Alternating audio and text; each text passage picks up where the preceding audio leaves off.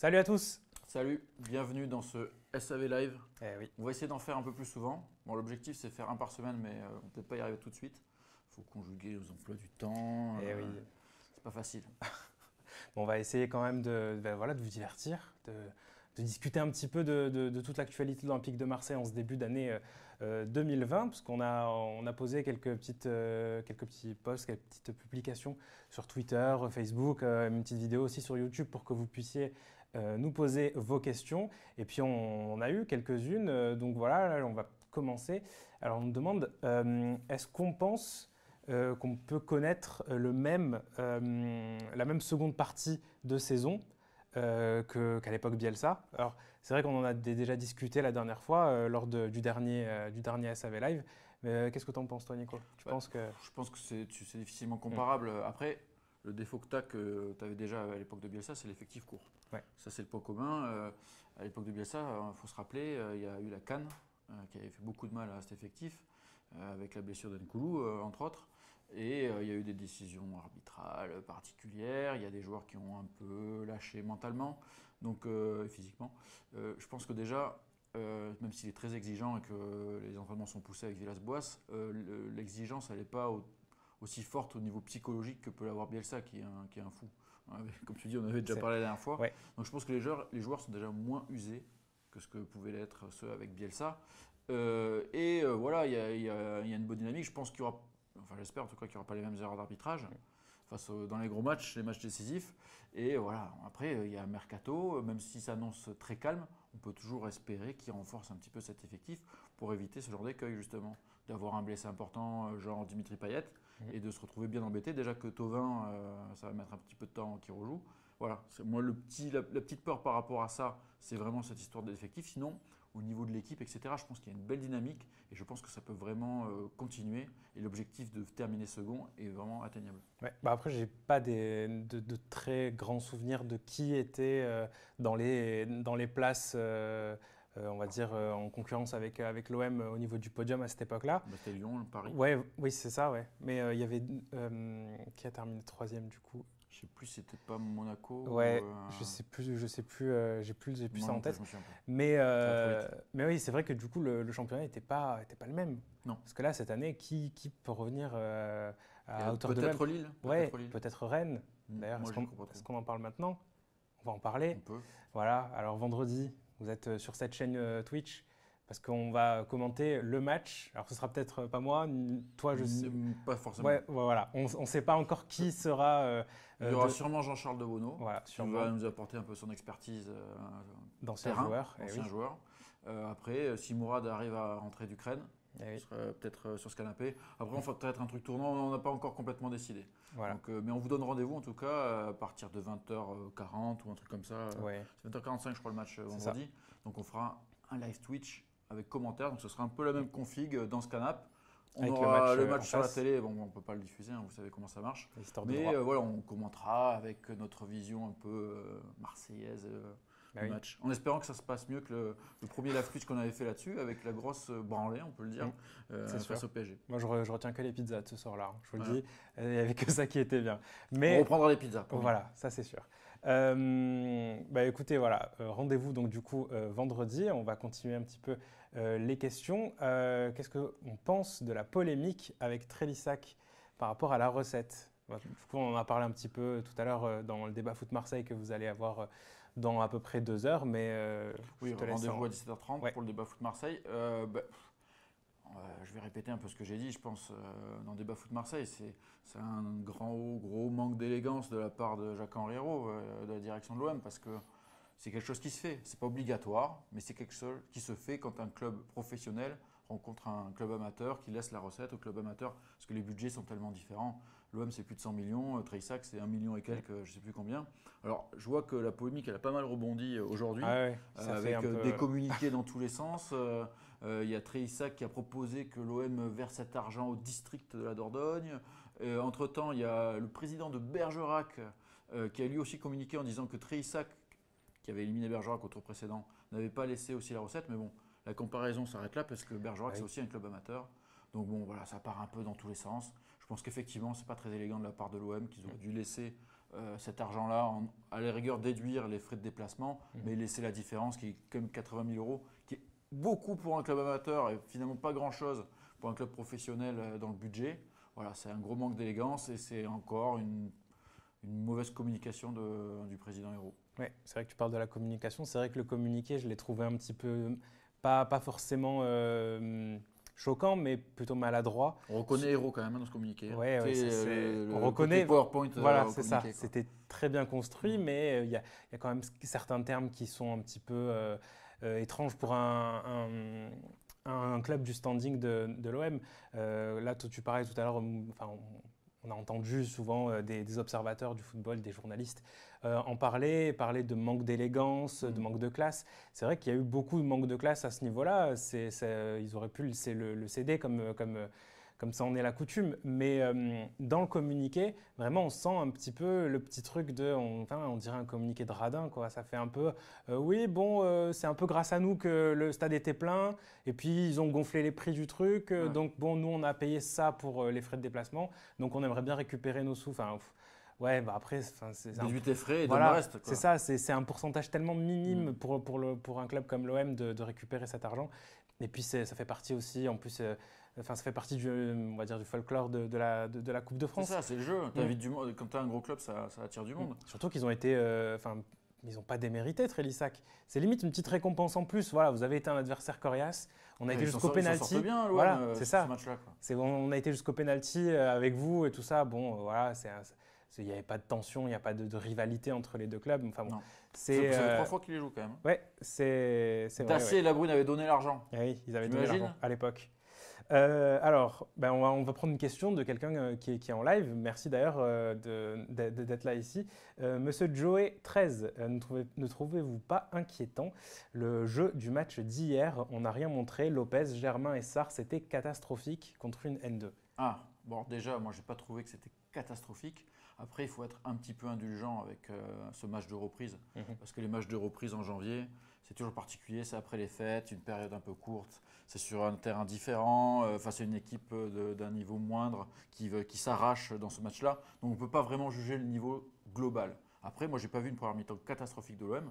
J'ai surtout vu une grosse cagade au bout de 20 secondes de Sarr et Pelé, qui met l'OM dans de mauvaises dispositions. Ouais. Et après, si l'OM met 3 buts dans cette première mi-temps, ça n'aurait choqué personne. Hein. Non, c'est sûr. Il y a eu plein d'occasions. Le gardien de Trélissac a fait des arrêts. Il y a eu quelques ratés, etc. Moi, j'ai trouvé la première mi-temps correcte. Alors, oui, après, ça s'est endormi et c'est allé jusqu'aux prolongations et tirs au but, mais ça a été assez serein. Et finalement, l'OM s'en sort correctement parce que l'objectif, c'était la qualif. Et après, c'est qui les 3 joueurs qui étaient vraiment mauvais? Alors là, il nous a cité Lopez, Germain et Sarr. Nous, on rajouterait forcément Strootman qui a été… on en discutait aussi ce matin en arrivant. Le match de Strootman, c'est plus possible, quoi. Surtout la première mi-temps. La première mi-temps, elle est cata. Ouais, vraiment, moi j'ai le souvenir de certains moments où il s'arrête carrément, quoi. Il y a, je crois que c'était sur le côté gauche où Sakai continue à courir alors qu'un joueur lui récupère le ballon. Et puis lui, au lieu d'aller justement compenser un peu, parce que c'est son boulot, quoi. En tant que numéro 6, normalement il faut un peu l'essuie-glace côté droit et côté gauche. Et là, rien du tout. Enfin, il regarde l'action, il est très passif. Après, il récupère des ballons quand il est en 1 contre 1 parce qu'il est grand, il est costaud. Il a quand même une petite lecture du jeu, une certaine expérience en Europe qu'on peut pas nier. Mais après, il lâche pas, hein, il met son penalty. Bien sûr. On ne peut pas lui enlever la mentalité. Après, moi, c'est vraiment ce manque de mobilité, ce manque d'intensité. Ouais. Ça, c'est un vrai problème. Après, par rapport à la liste, il y a un cas précis que je veux aborder. Sarr, je suis d'accord, hein, il a fait vraiment un très mauvais match. Au-delà de sa passe en retrait, pas assez appuyée, il en a fait une deuxième, je crois qu'en début de deuxième mi-temps. Les centres, comme d'habitude, il faut faire 3,50 m pour les reprendre. Enfin, moi, Sarr, vous le savez, hein, c'est un peu ma tête de turc en général. Pourtant, je trouve que c'est un joueur qui a beaucoup de volume de jeu, qui pourrait faire des bonnes choses, mais il ne maîtrise pas, sans technique, la puissance ni rien. Bouna. La vitesse, en l'occurrence. Ouais. Germain, effectivement, il n'a pas été bon. Alors, on ne va pas chipoter. Dans ce rôle d'ailier droit, il avait fait des meilleurs matchs que ça, mais là, il n'a vraiment pas été bon. Moi, là où je veux on en a parlé, parce que ça sera aussi le débat en plus qui sera diffusé mercredi. C'est le cas Maxime Lopez. Maxime Lopez, il a vite plongé, fin de première, dès la deuxième mi-temps, physiquement, il n'était pas trop là, il a eu des crampes et tout, mais bon, il n'a pas de rythme, Lopez, il joue plus beaucoup. Hein. La dernière fois qu'il était titulaire en Ligue 1, c'était le 20 novembre, il me semble avoir vérifié de mémoire, pour faire les notes tiers. Mais sinon, en première mi-temps, si vous regardez la première mi-temps, bon, je l'ai pas fait, mais moi j'ai quand même eu un souvenir, il était très actif. C'est-à-dire qu'il faisait beaucoup de passes, comme il sait bien faire jouer les autres, se rendre disponible, je donne, je me rends disponible. Il n'y en a pas beaucoup qui faisaient ça en début de match. Et il a fait plusieurs appels en profondeur, il a une belle occasion de but où il fait un joli contrôle, même s'il rate le lob de peu. Moi, je trouve qu'il a été actif, il y a eu du déchet dans son jeu, mais sa première mi-temps est tout à fait honorable. Et au contraire, moi, je trouve que c'était un bon joueur de l'OM dans cette première mi-temps. Oui, ça a été un des joueurs qui a fait le moins de tâches, on va dire, parce que c'est vrai que la première mi-temps, elle était correcte, mais Mais attends, c'était meilleur que la seconde. Oui, c'était meilleur que la seconde, parce que le début. T'avais Payet qui distribuait les caviars. Hein. Le début de seconde, moi, je me suis dit, bon, peut-être qu'ils vont venir avec d'autres intentions et tout ça, mais. Et Ben s'est endormi. Ouais. Ouais, voilà. Enfin, on ne sait pas, on n'est pas avec lui. Hein, non, mais tiramisu, voilà. Tiramisu.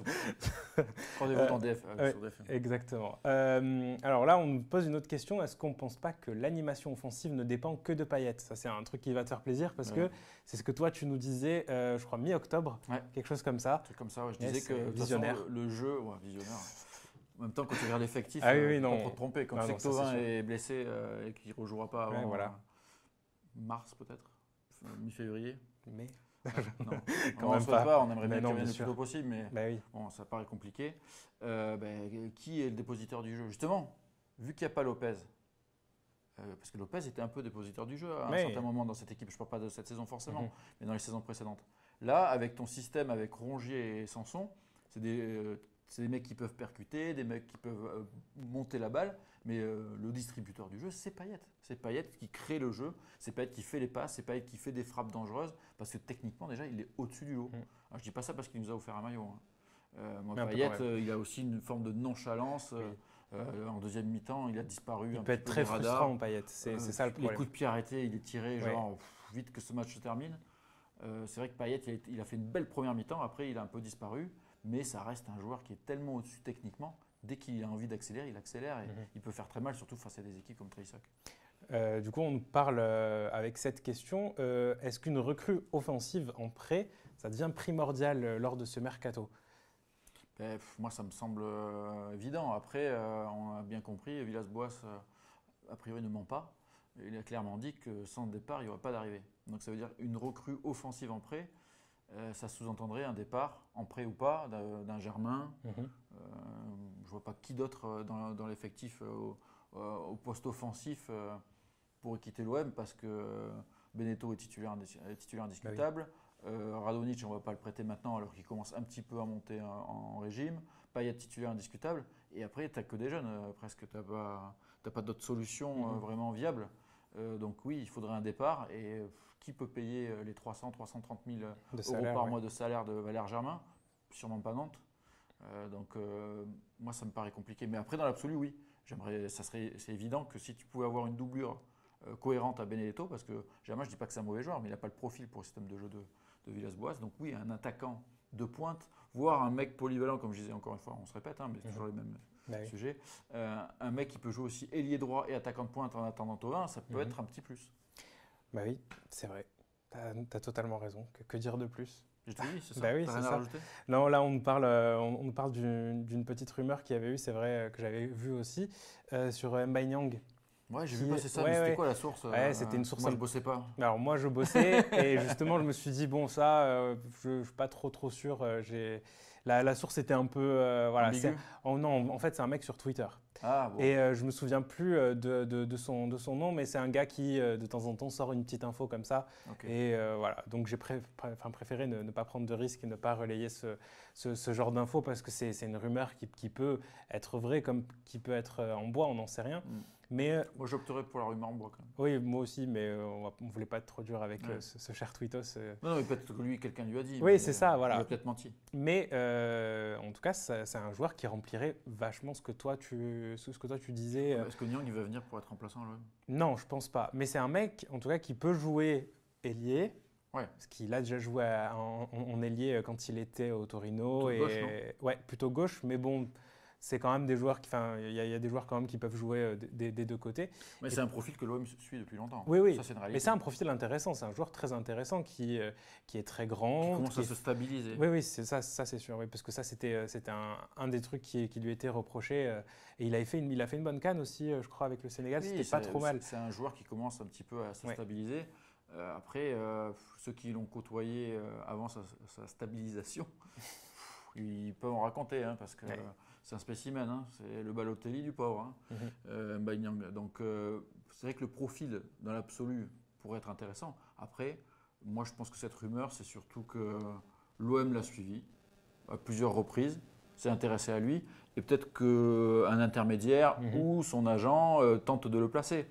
Mais moi, je ne vois pas l'OM aller chercher Mbaye Niang parce qu'ils l'ont payé quand même, nos amis Oui, rennais. oui. Bah, à la base, il était prêté. Il était prêté, je crois qu'ils ont levé une option d'achat. Il me semble que c'est 12 millions, mais je ne suis pas sûr de ce chiffre. Donc c'est quand même pas anodin. Je ne suis pas sûr que l'OM ait envie de miser sur un joueur qui a maintenant, il a quel âge, Mbaye Niang? Il doit avoir 25 ans. 25 ans, un truc comme ça. Je dirais. Moi, je pense que ça ne rentre pas dans le cadre. S'il mise, on projet, parlait de Kadewere, l'attaquant du Havre qui est plus jeune. Je pense que ça va être les mêmes sommes avec un salaire moindre. Autant miser sur un joueur un peu plus jeune. Oui, c'est sûr. Est-ce que c'est pas un petit peu de la déstabilisation avant un match important vendredi? J'espère pas. Pour Rennes. Oui, non, mais même ce serait un petit peu petit d'en arriver là. Non, mais ça peut être de l'entourage. Hein, oui, c'est le club. Non, c'est sûr. Mais oui, non, c'est possible aussi, hein, parce que bon, on ne sait jamais. Hein.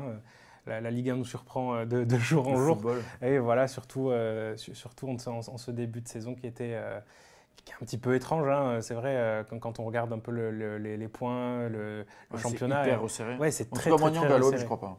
Ouais, voilà, moi non plus. Alors, quel est selon toi le meilleur mercato depuis que McCourt est arrivé au club? C'est pas compliqué. Hein, non, c'est pas compliqué. Ça date d'il n'y a pas très longtemps en fait. Ça date de cet été. Mais c'est ça. Parce que si on fait vite fait le tour des mercatos qui ont été faits, le premier mercato, on surpaye un Dimitri Payet qui est un très bon joueur, mais on le surpaye. On l'a vendu 15, on le paye 30 avec les bonus. On prend Sertic quand même, une belle réussite. On prend Evra, une très belle réussite. On prend Morgan Sanson, qui était là un investissement judicieux à 12 millions, meilleur passeur de Ligue 1, et qui là retrouve un niveau compatible avec l'investissement. Donc mercato moyen. L'été suivant, là, on a pris du Gustavo, ok, mais on a eu Rami qui nous a fait qu'une seule saison avant que ça parte en cacahuète. À ma vie, là, il commence à peine à sortir la tête de l'eau. Mandanda, ok, là ça va mieux, mais on a eu une saison cata. En fait, on voit en fait Germain, bon, il n'a jamais réussi à s'imposer, et j'ai gardé le meilleur pour la fin. C'est le duo Abdenour-Mitroglou, catastrophe industrielle. Donc là, on ne peut pas dire que c'est un mercato réussi. Non, c'est sûr. Ensuite, il ne s'est rien passé sur le mercato d'hiver suivant. Et l'été d'après, tu as pris deux jeunes. Tchaïta Tsar qui commence à arriver à maturité. Radonjic, c'est encore hésitant. Et Strootman, c'est encore une catastrophe industrielle. Donc là, dernier mercato, on a pris 3 joueurs.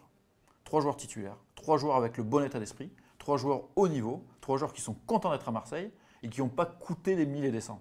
Donc clairement, pour moi, le mercato le plus réussi, c'est celui de l'été dernier. Ça laisse augurer peut-être un peu de la suite. Et comme dit tout le temps Mourad, c'est quand tu n'as pas d'argent que tu travailles plus intelligemment. Finalement, là, ça s'avère vrai. Il faut espérer que l'OM continue à travailler intelligemment. Oui, parce que ça te met une pression un peu plus grande. On se dit, on n'a plus le droit à l'erreur.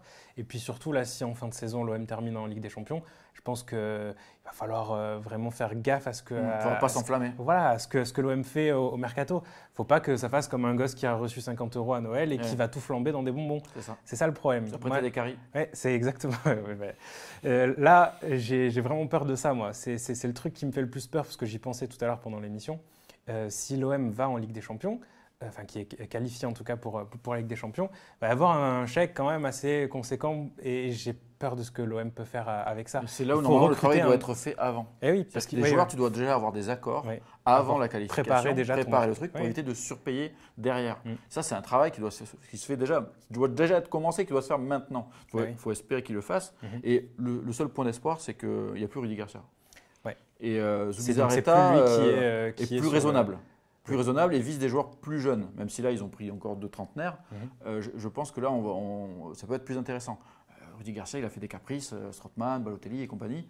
Donc là, je pense que ce genre de joueurs, on ne les verra pas à l'OM. Après, Jacques-Henri Hérault a montré aussi ses limites dans le mercato. Il faut espérer qu'il donne vraiment la main sur les choix sportifs. C'est lui qui décide du financier, mais à Zubizarreta et à Villas-Boas. Ouais, on parlait tout à l'heure avec Titi d'un probable départ de Morgan Sanson. Est-ce que si là, il y a une offre venue d'Angleterre, on va dire de 30 millions d'euros, est-ce que selon toi, il faut le laisser partir cet hiver? Oui, là maintenant, là, cet hiver, en fin de mercato, on sait que la dernière semaine du mercato hivernal, c'est souvent là où ça bouge. Ouais, où les Anglais peuvent péter. Voilà, surtout qu'il y a des clubs qui ont énormément d'argent et qui n'ont pas encore beaucoup dépensé. 30 millions, c'est une paille pour eux. Oui, exactement. Donc, est-ce que, selon toi, faut le laisser partir s'il y a un gros chèque? Selon moi, non. Okay. Clairement non, parce que tu as une dynamique de groupe. Et cette équipe, elle tourne bien parce que tu as ce duo aussi, Rongier-Sanson, qui marche très bien. Donc, moi, même avec 30 ou 40 millions, il ne faut pas le laisser partir maintenant. Parce que déjà, si tu as une offre là, comme ça, à ce moment-là, il n'y a pas de raison que son niveau baisse. Et il y a quand même des chances, sauf s'il se blesse, de pouvoir avoir une belle offre encore cet été. De plus, le joueur, lui, ne veut pas partir cet hiver. Clairement, lui, il ne partira pas avant l'été prochain. Et même là, s'il y a la Ligue des Champions, à mon avis, il réfléchira. Ouais. Mais donc, pourquoi pousser un joueur dehors, même si tu as une belle offre, et que le club, financièrement, on le sait, pas au mieux, il a besoin d'argent. Mais je pense que McCourt, il peut quand même facilement comprendre que tu ne vends pas un joueur important dans ton effectif, même si ce joueur-là, tu l'aurais amené à pied pour 30 millions il y a quelques mois. Alors que là, l'équipe elle tourne, la donne a changé. L'équipe tourne, tu as besoin de Sanson pour atteindre cet objectif de podium. Donc non, moi je ne le vendrai pas, sauf vraiment offre mirobolante. Genre si vraiment tu as du 50 millions d'euros, là tu peux commencer à réfléchir. Oui, voilà, si c'est vraiment une offre démesurée. Voilà, il faut que ça soit démesuré, il faut que ça soit hors marché. 30 millions, c'est le prix qu'eux avaient fixé. Donc c'est un prix marché, on va dire. Donc à prix marché, je ne vois pas pourquoi ils le vendraient maintenant. Oui, bah après, si c'est une offre au-dessus, c'est sûr que ça… On peut y réfléchir, mais le problème, c'est que ça laisserait un trou vraiment trop important dans remplacer Sanson, là, voilà, ça va être compliqué. Pour le remplacer comme ça, maintenant, à la limite, Strootman, s'il n'est plus là, bon, ça fait un choix en moins. Strootman, Germain, s'ils partent, ça va, mais des titulaires comme ça, non. Oui, c'est ça. Bon, après, c'est vrai qu'au niveau de la rotation, c'est un petit peu plus compliqué. Déjà que la profondeur de banc n'est pas énorme. Le petit Lopez, qui est peut-être une carte à jouer, mais ce n'est pas le même style. Et dans le système de jeu Villas-Boas, je ne suis pas sûr que ça colle. Bon, on va peut-être commencer déjà à prendre les dernières questions, enfin la dernière question peut-être même. Il est 32. Pas mal. Ouais, donc on va peut-être s'arrêter dans pas longtemps, mais moi j'ai une question à te poser, Nico. Et oui, j'ai une question à te poser parce qu'apparemment… Mais envoie des questions sur Twitch. Non, mais apparemment tu as dit à quelqu'un que j'étais le frère de Mourad. Mais qui a dit ça? Oui, mais qui a dit ça? Mais oui, mais on ne sait pas. Apparemment, j'ai lu Nico m'a dit. Ça doit être un autre Nico. Plein de Nico. Bah oui, ou alors j'ai fait une blague qui a été mal comprise. Ah non, justement, je pense pas. Non, c'est pas le petit frère de Mourad. Non. Ça marche pas au piston, Football Club de Marseille. C'est la méritocratie. Oui, voilà, c'est ça. On n'est pas de droite, mais c'est la méritocratie. Et non, Ryan a fait son stage, ses stages. Ouais, tu as fait combien de stages? J'ai fait 2 stages. 2 stages longs. Dont un très long. Ouais. En fait, non, j'ai fait un premier. Après, tu m'as dit, bon, on a prolongé. On te prolonge. Voilà, j'ai négocié. J'ai négocié une petite, prolongation. Voilà, une petite prolongation de contrat. Sans augmentation de salaire. Voilà.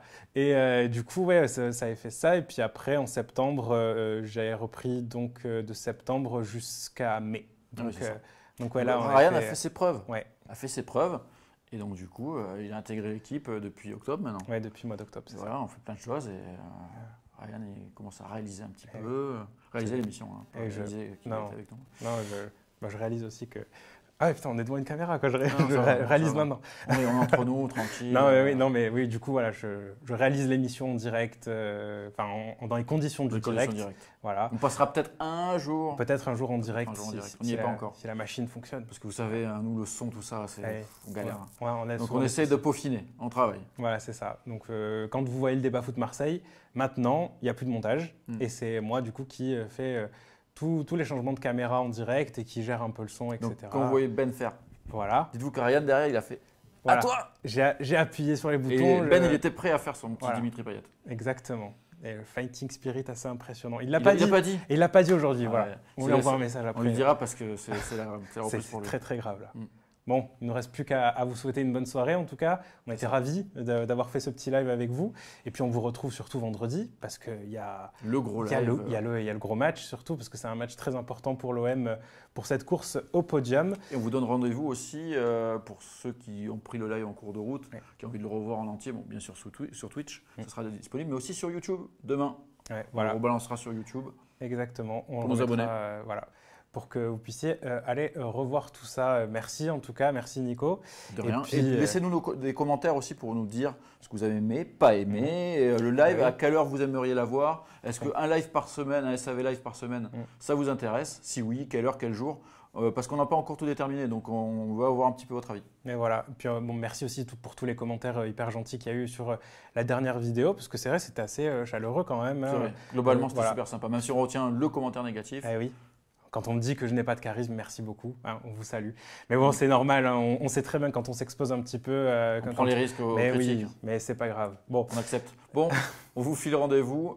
Prochain rendez-vous sur Football Club de Marseille, donc demain avec cette rediff. Après, il y aura le débat en plus mercredi et un nouveau DFM jeudi. Donc, on vous remplit la semaine, les gars. On carbure. Avec de l'OM et bien sûr le match qu'on attend à Rennes, vendredi soir, en direct sur Twitch une nouvelle fois. Merci, salut à tous. Ciao, ciao.